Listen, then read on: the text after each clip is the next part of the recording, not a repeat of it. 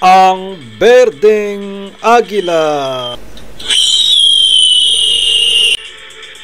Magkahatid ng kaalaman tungkol sa mga bagay-bagay na naimbento dito sa ibabaw ng mundo.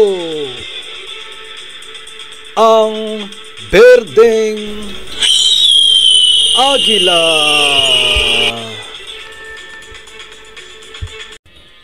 Ang ibabahagi ko naman sa inyo sa bidyong ito ay ang pagkaimbento ng tinatawag na barometro o barometer. Ano nga pala ang barometer? Ang barometer ay isang kagamitan na ginagamit na pangsukat sa presyon ng hangin sa himpapawid. At nagagamit din itong panghula sa lagay ng panahon.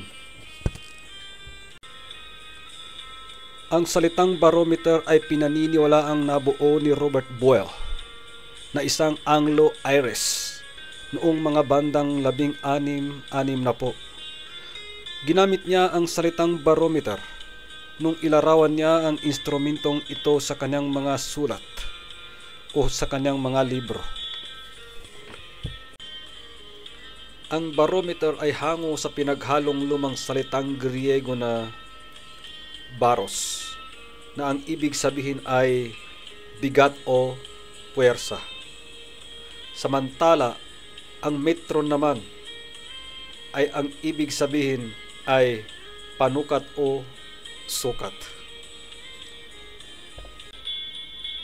Ang pagkaimbento ng barometer ay nag-ugat sa hangarin ni Ebanghelista Torricelli na estudyante ni Galileo Galilei na malaman ang dahilan kung bakit kapag nagbobomba ng tubig gamit ang tubig puso ay hindi lumalagpas ang pag-akyat ng tubig sa 34 na talampakan o 34 feet mula sa level ng tubig sa dagat.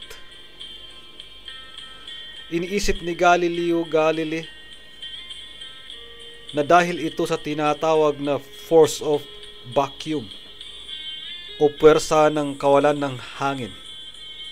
Subalit hindi kumbinsido si Ebanghelista Torricelli sapagkat hindi nito na ipapaliwanag ang milagro sa likod ng limitasyon ng pag-akyat ng tubig.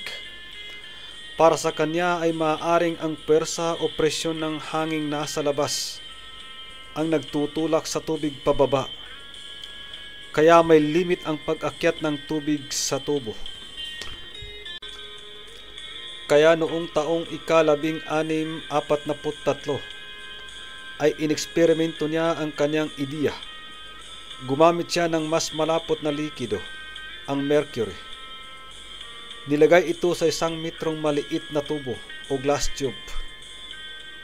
Nasarado ang kabilang dulo. Naglagay din siya ng mercury sa palanggana. Binaliktad niya dito ang bukas na dulo ng tubo at pinatayo. Ang nasa itaas ay saradong dulo ng glass tube.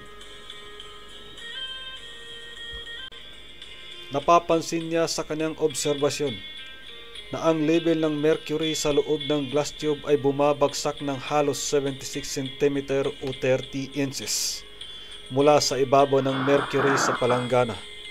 Ito ang naglalarawan sa katotohanan na ang dahilan sa limitasyon ng pag-akyat ng likido o mercury ay ang bigat ng hangin o ang pressure ng atmosphere.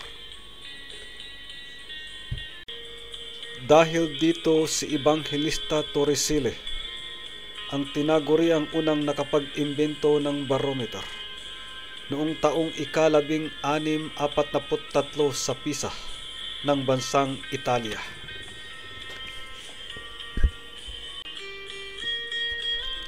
Bibigyan ko po kayo ng basic na kaalaman kung papaano malalaman ang lagay ng panahon sa pamamagitan ng mercury barometer.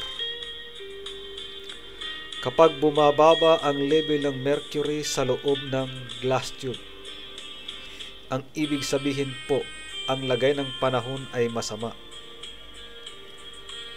Samantala kapag maaliwalas naman ang lagay ng panahon, tumataas ang level ng mercury sa loob ng tubo. Silipin natin ang tatlong uri ng barometer. Ang una ay ang mercury barometer. Ang barometer na ito ay mercury column ang basihan para malaman kung gaano kalakas ang pressure ng atmosphere. Ang pangalawa ay aneroid barometer. Ang barometer na ito ay naimbento ni Lucien Bidi ng taong 1844 sa bansang Pransya, na kung saan ang ginagamit naman dito ay ang nakabaluktot na metal box na tinatawag na aneroid cell, na umaasa sa pagbabago ng presyo ng atmosphere. Ang panghuli ay ang digital barometer. Ginagamit naman dito ang elektronikong sensor sa pagsukat ng presyo ng atmosphere. Ang barometer na ito ay nakapaloob na sa features ng iba't ibang klase ng mga smart cellphone at iba't ibang klase ng mga smart na relo.